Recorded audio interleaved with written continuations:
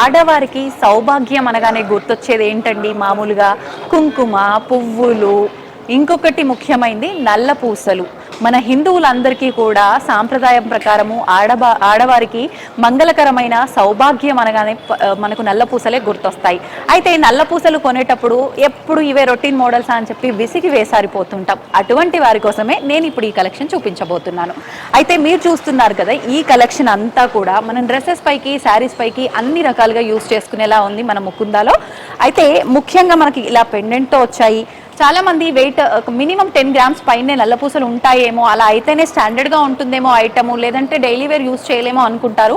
కానీ అదంతా తప్పండి. మనకి ఇక్కడ 3 గ్రాముల నుంచి నల్లపూసలు అనేది స్టార్ట్ అవుతుంది. కానీ నేను చూసాను కదా, చాలా బాగుంది. ఆ క్వాలిటీ కానీ, ఫినిషింగ్ కానీ మనం డైలీ వేర్కి యూజ్ చేసినా కూడా ఎలాంటి ప్రాబ్లం ఉండదు. మీలో ఎవరైనా నల్లపూసల కోసం కనుక ప్లాన్ చేస్తున్నట్టయితే ఇంకా ఆలస్యం చేయకుండా మీకు దగ్గరలో ఉన్న ముకుందా స్టోర్ని విజిట్ చేయండి.